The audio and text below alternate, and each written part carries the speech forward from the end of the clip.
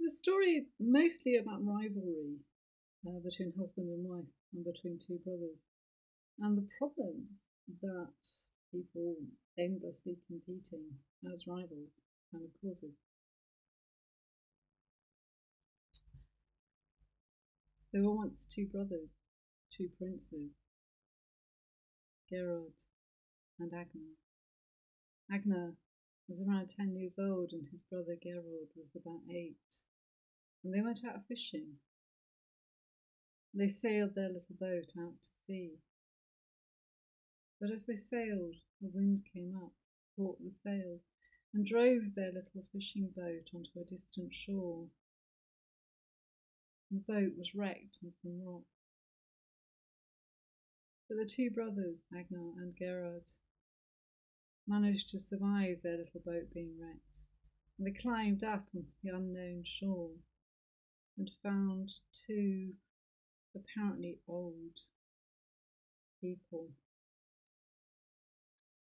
who took care of them for the whole of that winter, for the storm had occurred just at the point where summer, the Oak King, yields to winter, the Holly King. Now the man was really Odin, and he became foster father to Geirrod, the younger brother. And the woman was really Odin's wife, Frigg, strong and powerful matron. She became foster mother to Agnar, the older brother. And so the winter passed, and the two princes learned many things, until, as winter turned to summer, time came for them to leave, and Odin found a ship that would take them home. But before they boarded the ship, Odin took Geirrod, the younger brother, aside and whispered some advice into his ear. And Geirrod acted on this advice, so this is what he did. When the ship landed at the place they called home, Geirrod jumped off the ship before his brother, but before Agnar could land, Geirrod gave the ship a mighty heave. With his brother still in it, he set it adrift and said, "Go wherever the fates take you."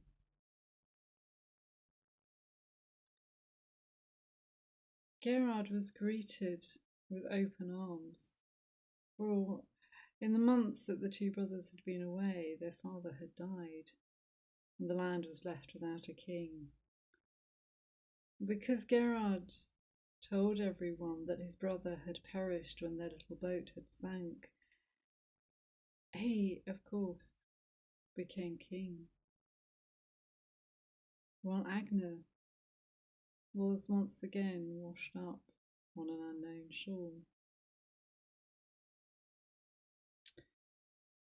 Now Odin, as the All-Father, can of course see all things and watches over the 9 worlds. And one day he told Frigg, his wife, that his own foster son, Geirrod, was now king, while Agnar, Frigg's foster son, lived in a cave with a troll wife. And Frigg decided to extract some revenge on Odin for this. So she tested Geirrod's hospitality, which in the Norse tradition, this is hugely important. She sent her servant to visit Geirrod's hall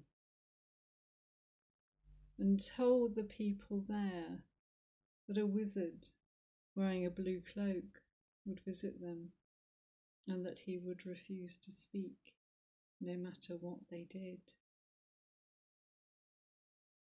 And so she sowed fear in the hearts and minds of the people there. So when Odin, the All-Father, visited in his disguise as Grimnir, the masked one, wearing his blue cloak. People thought he was a wizard, and Geirrod was afraid of him.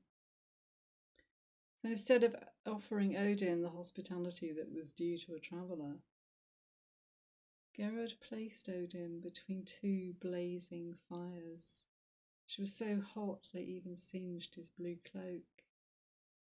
And they left him there for many days. He was offered no food. He was offered no drink.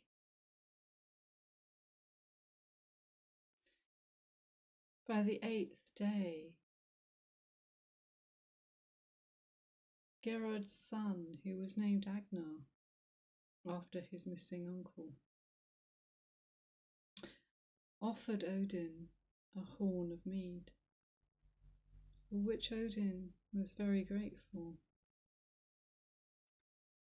Odin said, "From my seat above the 9 worlds I could see many things. My ravens, Hugin and Munin, fly out every day and return to me. And I live in fear that one day they will not return.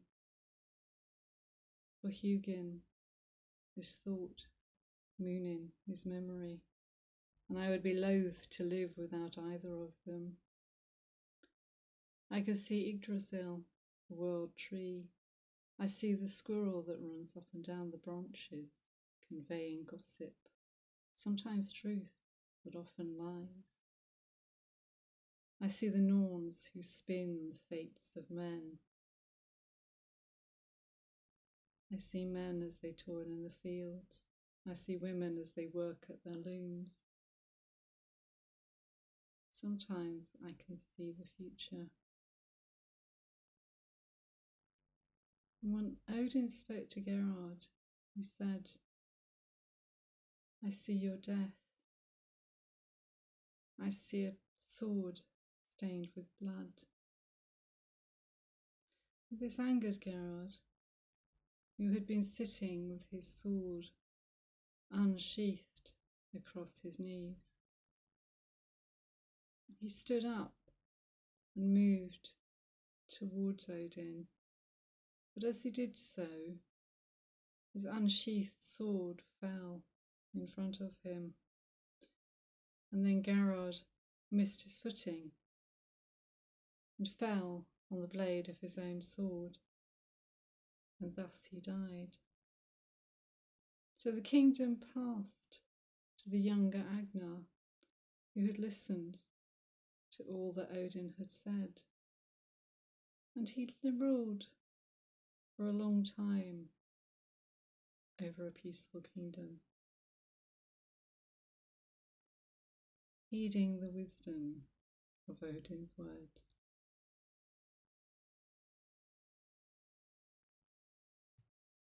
May the wisdom of Odin guide your life, and may someone always bring you a horn of mead when you are thirsty.